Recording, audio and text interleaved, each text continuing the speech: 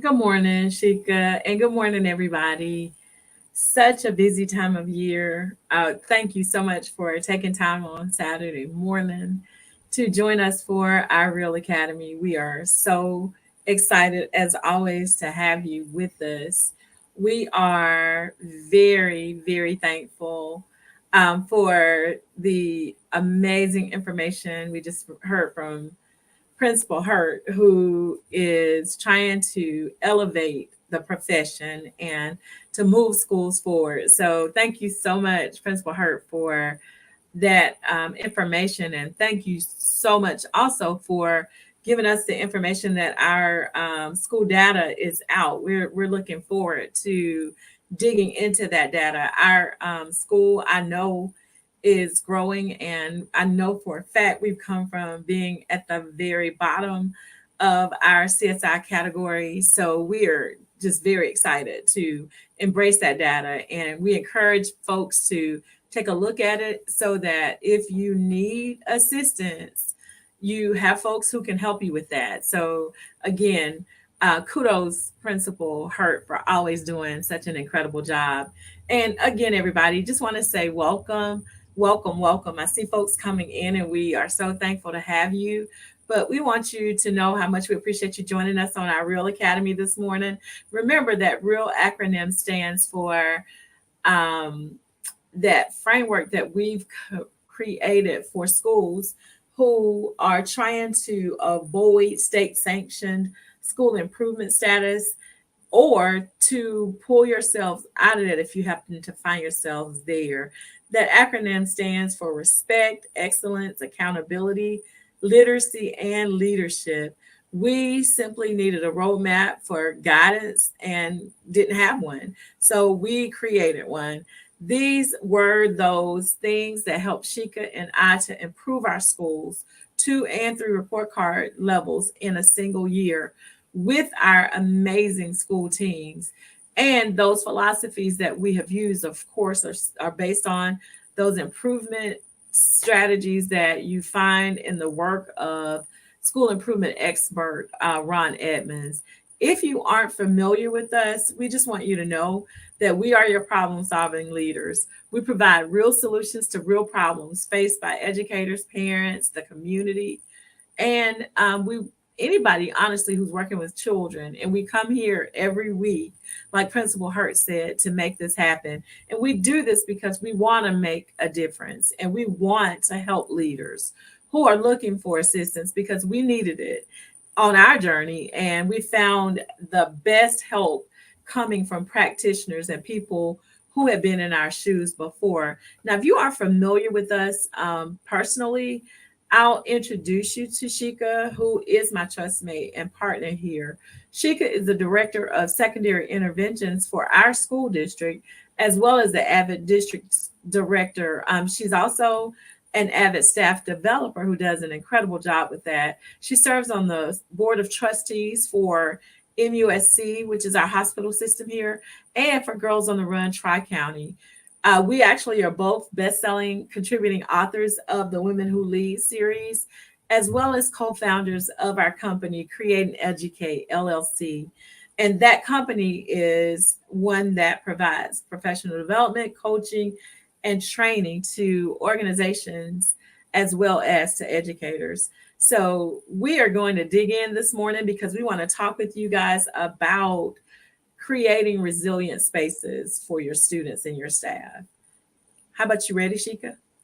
I'm ready. If you could finish up where I left off on the comments. Thank you, Tammy. And thank you for the greeting and the Sure. introductions. Everyone, if you're not familiar with Tammy Taylor, she is the principal of Great Falls Elementary School. She is a blog contributor to NWEA Blog Posts. She's the vice president of South Carolina Education Association for Region 3.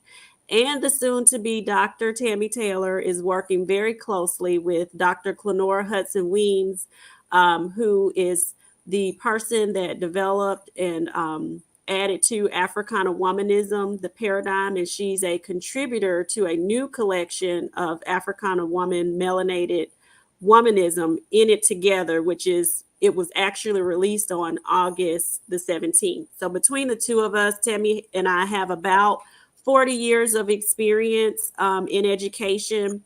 So we want to share our knowledge with you. And like Tammy said, because we really want to be that help that we didn't have when we were going through some challenges and had to seek some help from outside of our district when we were in the principal seat. And Tammy is still in the principal seat, but we're both still educational leaders. So, our topic for today, as Tammy stated already, 5 super strengths to a resilient school. We came up with this framework because we were looking for a roadmap when we were in state sanctioned improvement, but there wasn't one. So we decided to create one. And the first part of that framework is respect. That's the first part of our acronym that Tammy talked about, and that's that R.E.A.L.L acronym. And so, how do you mold or maintain a resilient school? And the first place we're thinking that you need to start, of course, is with that respect. But we wanted to talk about first, why do you even need resilient schools? And right now, leaders and teachers are having to find their way and work their way through how to make schools work. It's only the second week of school in our area, and people have reached out to us because they're experiencing some challenges. Students are a little bit different, their needs are different, some of their attitudes about school are a little bit different. So we have to navigate that a certain way, and we have to figure out how to do that because we definitely want our schools and our children to be successful. We don't want either one of those to fail at all. We can't Tammy, are you afford going to it. go over the helix?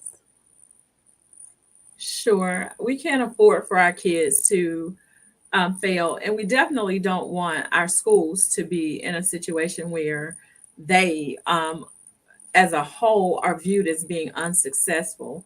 So, what we wanted to talk about was, of course, resiliency. And we're going to start the conversation this morning with just a little bit of information on resiliency because Shika told you why that is important, but we want to talk to you about something that is a part of the work that we do because being resilient simply means that you are looking to find a way. You've got to find the way to do what needs to be done. And I personally am a study of nature. Like I love nature. And one of the things when we were looking for some of the things that we were putting together for educators and for teams that we were going to be working with and emphasizing how important resiliency is, we looked to the symbol for resiliency that comes through nature. And that's exactly what she could just mention, the helix. And I'm just going to share this with you so that you guys can kind of hear where we're coming from. It says that in its very nature, the helix is the definition of resilience. Research demonstrates for us how this works. When a plant root comes across a barrier during its growth, it summons even more energy, flexibility, and work to create a helix. When faced with a challenge, the root's response is to find a way. It does so by twisting and turning into a tightly woven formation of the helix, thereby conquering its former challenge and creating beauty and stability. And that's what we're coming to you with this morning because we want to be able to create that for our students and for our staff.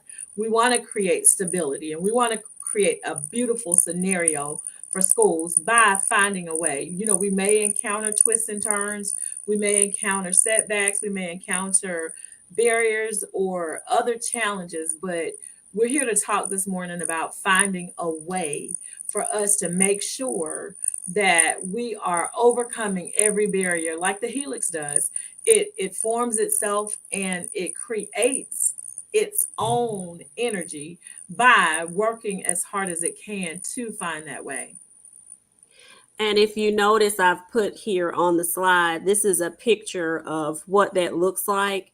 And the symbol for create and educate is based off of this, because when we went through the process of that state sanctioned school improvement, what we had to do was what Tammy just talked about. We had to do that, but we also had to make sure that we were resilient through that process, even though it was, a difficult process to go through. We were able to sustain it. So we thought that was fitting for our symbol as well, for create and educate.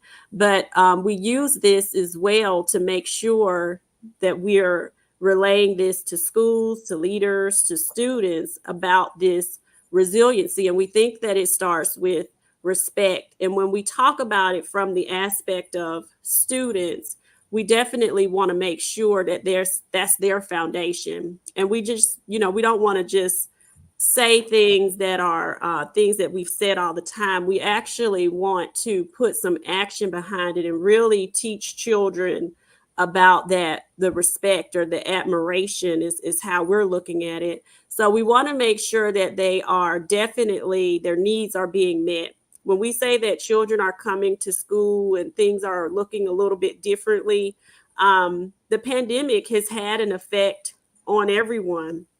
So we want to make sure our students' mental health needs are being met.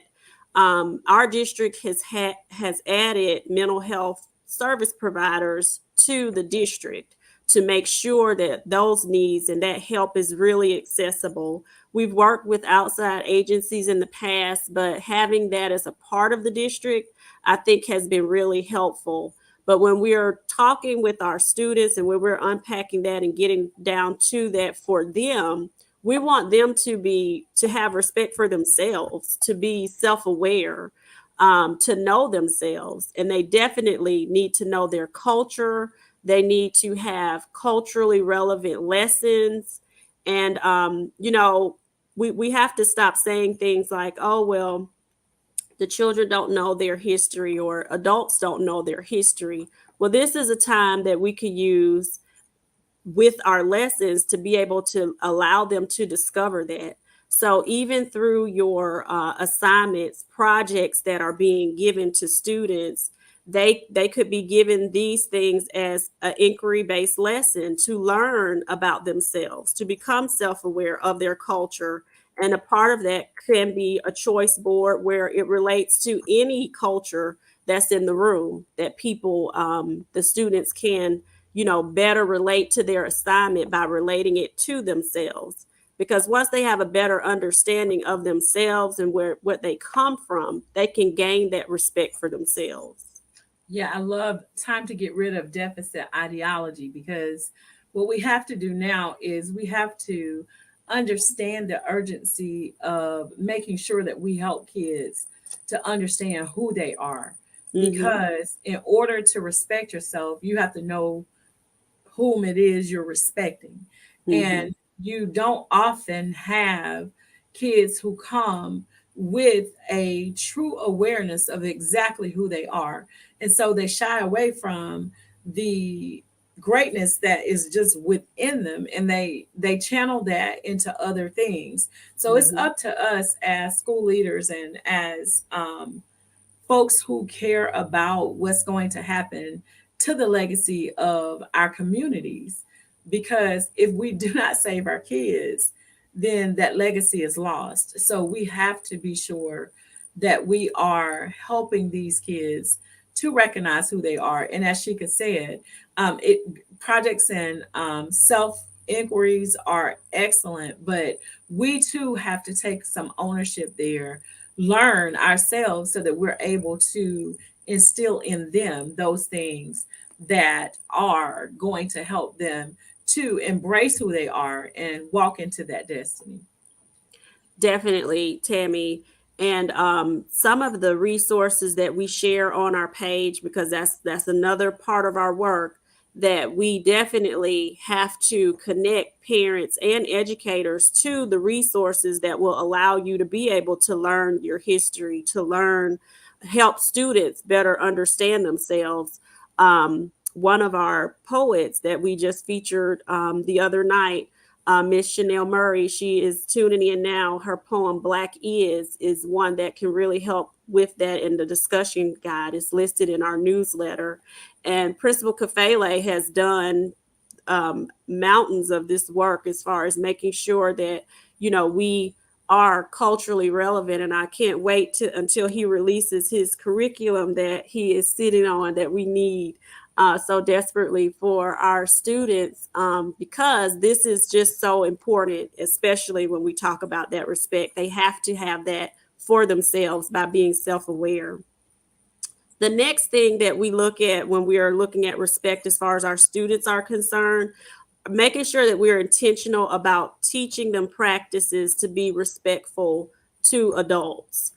Sometimes we have to use sentence frames with students when I'm working with my interventionist, and I'm telling them how to teach students how to advocate for themselves.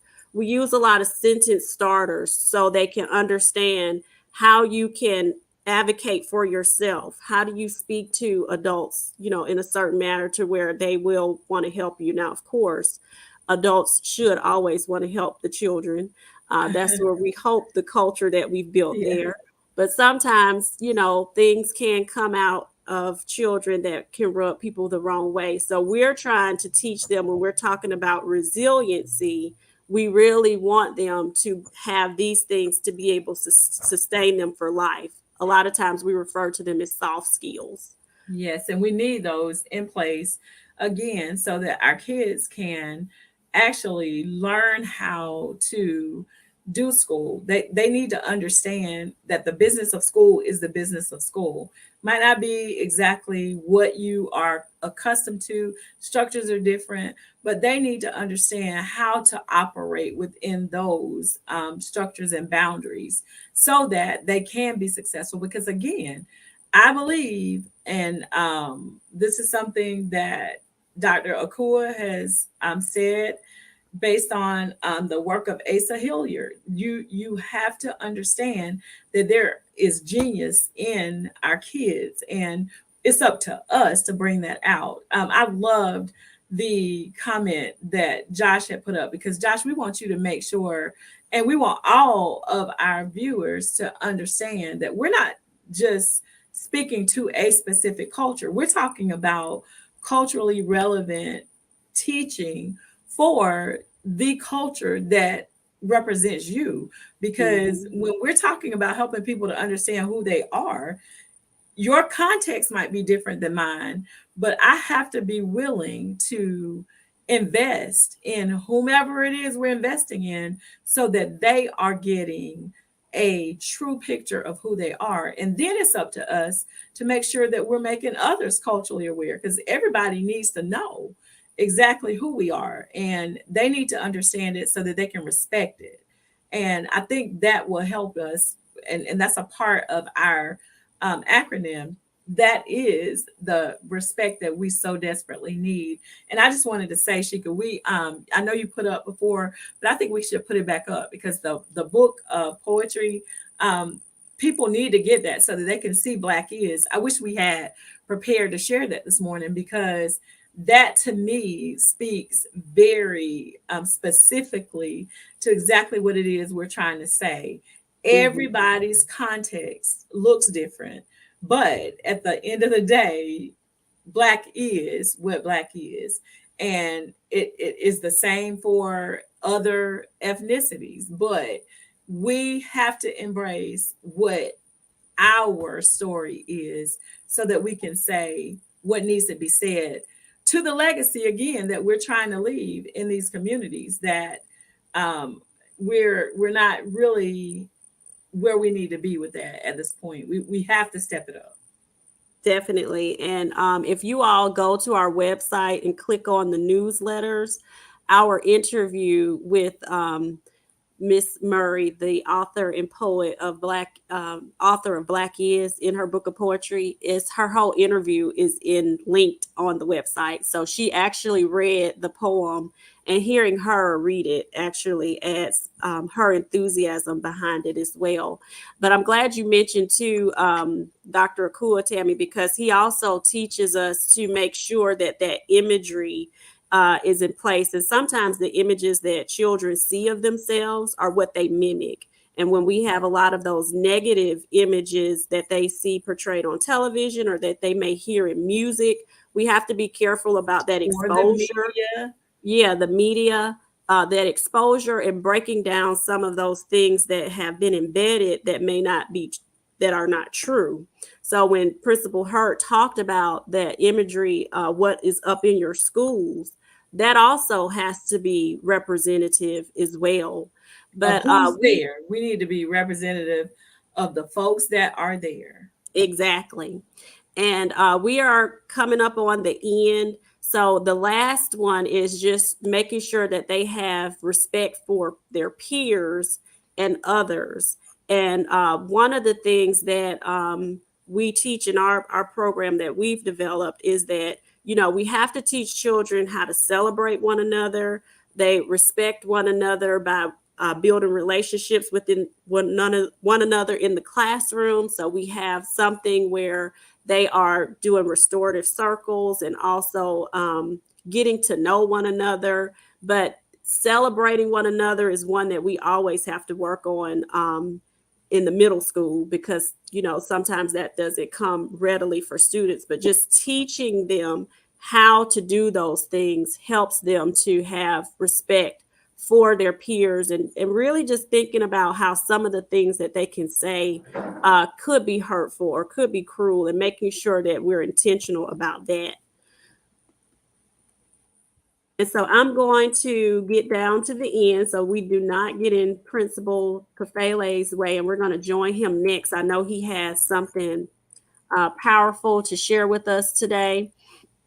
But we thank you all for tuning in. We hope you continue to tune in with us on Saturdays at 10:30 in the R.E.A.L.L Academy. Also, check out our website. I mentioned the newsletter already, where we have great connections for educators and parents to great resources.